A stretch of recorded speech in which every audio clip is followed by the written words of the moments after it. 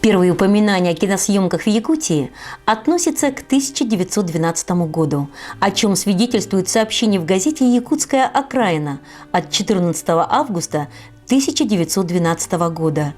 Сегодня близ дачи Кушнарева состоится раскопка кургана, на которой будет присутствовать французский путешественник Даниэль Бессон и другие. Раскопка будет фотографироваться кинематографическим аппаратом. Даниэль Бессон представлял Министерство просвещения и географическое общество, Музей естественной истории. Целью его поездки в Якутии явилось ознакомление с краем в этнографическом отношении и собирание некоторых антропологических коллекций. К сожалению, дальнейшая судьба экспедиции неизвестна. Одновременно с ним кинематографом занялся политически ссыльный Василий Петрович Приютов. Его основной деятельностью в Якутске была организация фотографического дела, а затем он стал заниматься кинематографом. Часть дома приспособил под зрительный зал, приобрел кинопроекционный аппарат и осенью 1913 года приступил к работе. Так, в Якутске в 1913 году появился комбинированный кинотеатр «Цирк-электротеатр», где выступали артисты и показывали кинокартины. До 1928 года это был кинотеатр Приютова. Позже он стал называться «Горкино», а его правопреемником стал кинотеатр «Центральный». В 1938 году было решено строить новый каменный кинотеатр, который, несмотря на Великую Отечественную войну, в мае 1942 года был открыт. Тогда точно знали – война кончится, а кино вечно. Место, где стоит кинотеатр «Центральный» – это мекка якутского кино. Это настоящий храм киноискусства. Ведь именно здесь якутский зритель почти век приобщался к искусству кино. Все шедевры кино, что были в прокате, жители Якутска смотрели в кинотеатре «Центральный» поколение за поколением. Первый раз я в этом театре был в 1951 году и назначил свидание с девушкой у этого театра. И говорят, любви все возрасты, покорны, пусть и пожилые здесь назначают свидания своими любимыми женщинами. И для молодых пусть всегда остается местом свидания ваш центральный кинотеатр. Я тут в 1948 году первый раз пришла в кино «Центральный», но я думала, билеты продают в зале, и меня вышвырнули. Вот, и этот центральный кинотеатр – это наше детство, наша юность и наша любовь.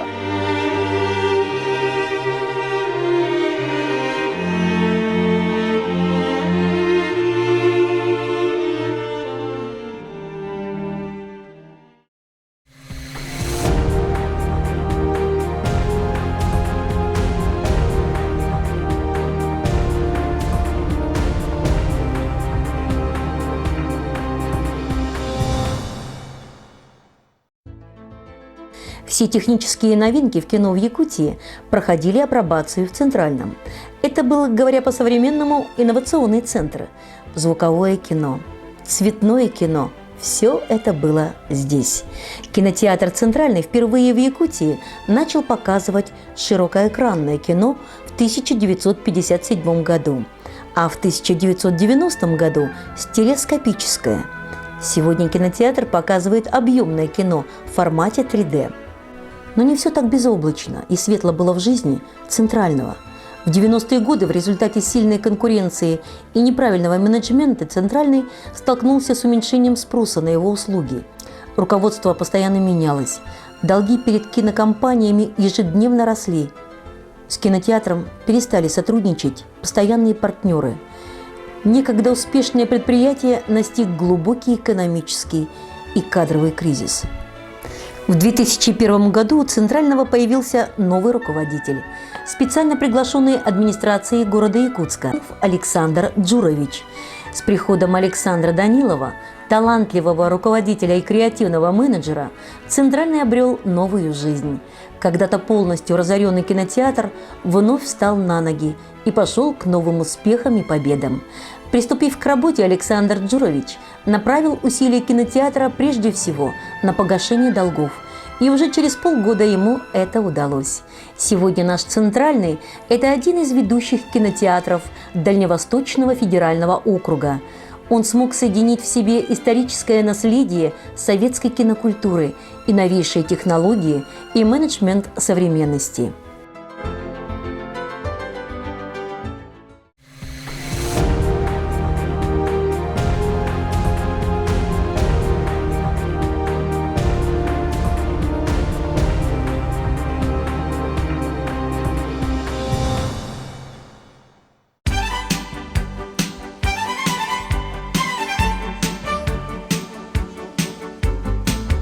Свое 71-е день рождения кинотеатр «Центральный» отметил по-киношному. С утра работники готовились к традиционному мытью с шампунем площади перед кинотеатром. Эта традиция была заложена директором кинотеатра Александром Джуровичем Даниловым. Он уверен, что с годами подобное станет в нашем городе обычным явлением.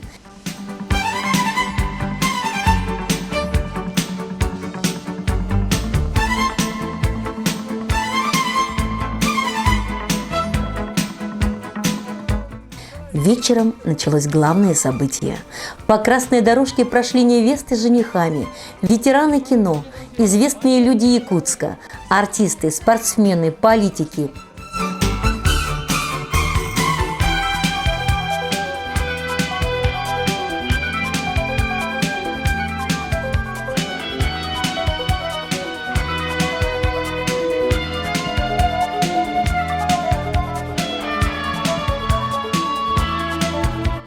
Изрядно развеселили народ кинозвезды: Чарли Чаплин, Мерлин Монро, Леди Гага, Джек Воробей из «Пиратов Карибского моря», Джокер из «Бэтмена».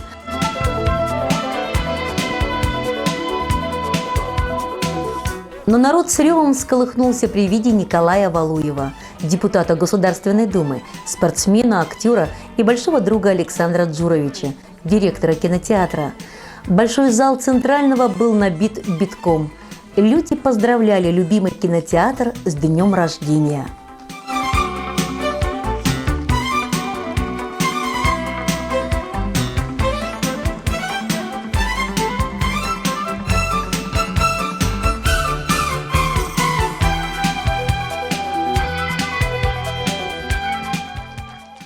Очередной раз присутствуя на дне рождения замечательного кинотеатра, хочется пожелать ему побольше зрителей, интересного репертуара, своего изюма, ради которого будут приходить зрители. Ну и, как говорится, не кануть лету. Поэтому нужно просто быть все время интересными для тех, кто сюда приходит. Я всего этого желаю. С праздником! Я хочу пожелать кинотеатру «Центральный» дальнейшего процветания, успехов, чтобы у вас был полный зал, чтобы у вас был благодарный зритель, чтобы все ходили в этот кинотеатр и смотрели хорошее кино. Потому что кинотеатры все-таки зачастую выбирают для себя именно американское кино, которое легкое, легко продаваемое, а вот достаточно какие-то серьезные фильмы не так часто берут в прокат. И в этом смысле кинотеатр «Центральный» в Якутске, он исключение, потому что он показывает фильмы даже на якутском языке, да, чем, собственно, поддерживает идею сохранения, возрождения в истории и поддержания Якутской области, Республики Саха. Ну, старейший кинотеатр республики, старейший кинотеатр России. Я от души желаю, чтобы он и дальше процветал, чтобы зрители кинотеатра не забывали, приходили, и всегда кинотеатр был полный.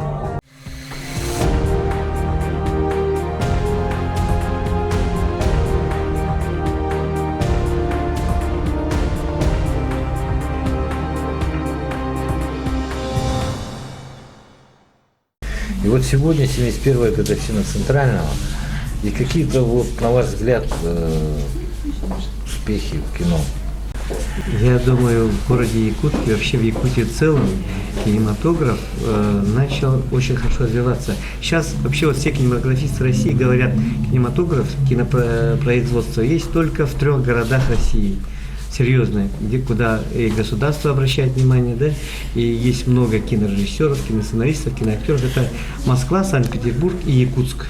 Вот якутский феномен вот кино, это, ну, пока феномен, да, пока он еще на ноги не встал, пока он, правда, не может соревноваться с большими городами, да, но факт то, что в других таких же городах кино не снимают, да. Так что якутский кинобум, он есть. Правда, он начинался где-то 70-х годов, со времен Северфильма, Алеши Романова. И вот с 2004 года, с появлением нашей кинокомпании «Алмазфильм», самый первый фильм, который собрал кассу, да, скажем, он оправдал свои расходы в 3 раза. Это был фильм «Любовь моя» Сергея Потапова. И с этого и начался кинобум, я считаю, потому что люди почувствовали, что можно вкладывать деньги в кино. Правда, не очень большие, как в Голливуде, да, но кто-то вложил 1 миллион, он ему возвращает 2. Это очень хорошо.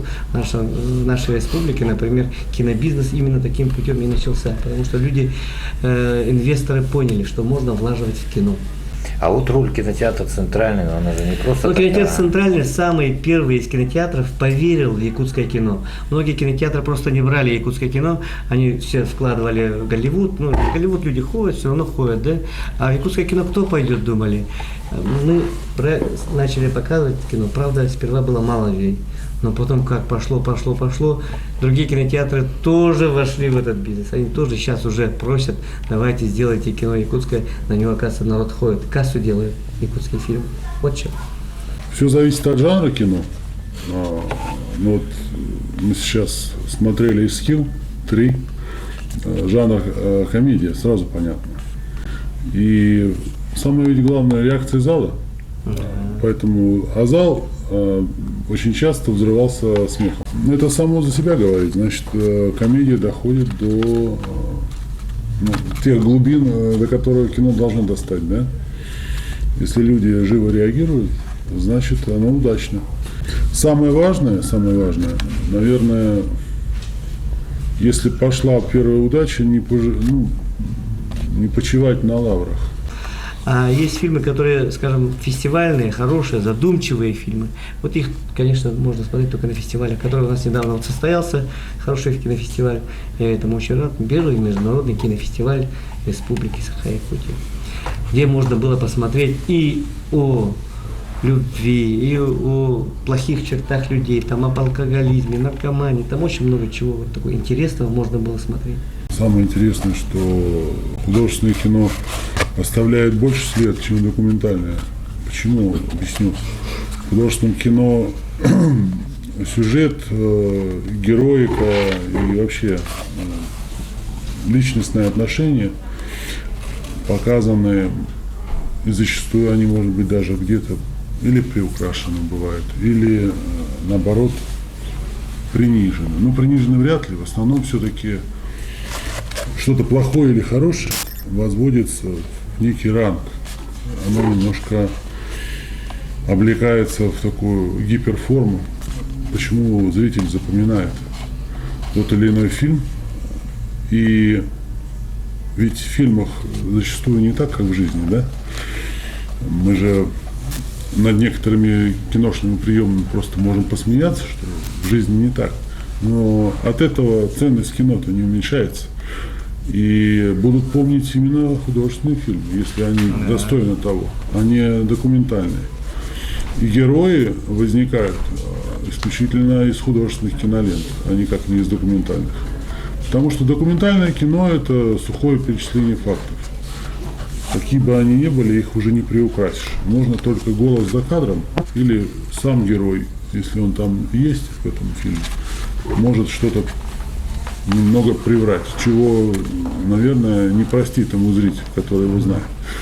А в кино художественном абсолютно нормально считается немного преувеличить некие стороны героя или даже приукрасить, а может быть придумать того вообще, что не было. Но в целом это создаст образ, художественный так называемый образ, который зритель пронесет через долгое время, может через всю жизнь. Мы же проносим образ там Штирлица, Жеглова, в конце концов. Классику. Ну да, но мы же этот образ через себя мы пропустили, оставили внутри, да, и всегда узнаем этих героев. Или узнаем их там в людях, которые живут наяву. Так что кино художественное, оно будет оставлять больше след, чем документальное. Само по себе кино – это такая серьезная пропагандистская машина, да, и с помощью экрана мы можем решать огромное количество социальных задач, которые стоят перед государством. Но просто надо обратить внимание, да, на кино, делать свое кино, нужное нам кино, да, потому что мы можем воспитывать любовь к спорту, какую-то спортивную этику показывать. Очень интересная, кстати, история. Владимир Владимирович Путин сказал о необходимости поддерживать, развивать национальные виды спорта. Наконец-таки мы приходим к пониманию, что это очень важно для России, потому что национальные виды спорта есть, и они, конечно, под натиском заокеанских, так сказать, монстров, да, они так, в общем-то, в тени, и многие о них даже не знают, просто не знают. И очень было бы неплохо снимать не то что фильмы, сериалы. Мы же смотрим сериалы, да, по телевизору. Сериал там про команду мальчишек, которые играют в русский хоккей, в хоккей с мячом, да, в исконную русскую игру. Или еще во что-то, например, да. Кинотеатр в Центральном 71 год, да? Здесь стоит вопрос один. Нужны ли кинотеатры? Все мы вот только недавно стали свидетелями, будем так говорить, смерти пленки, да?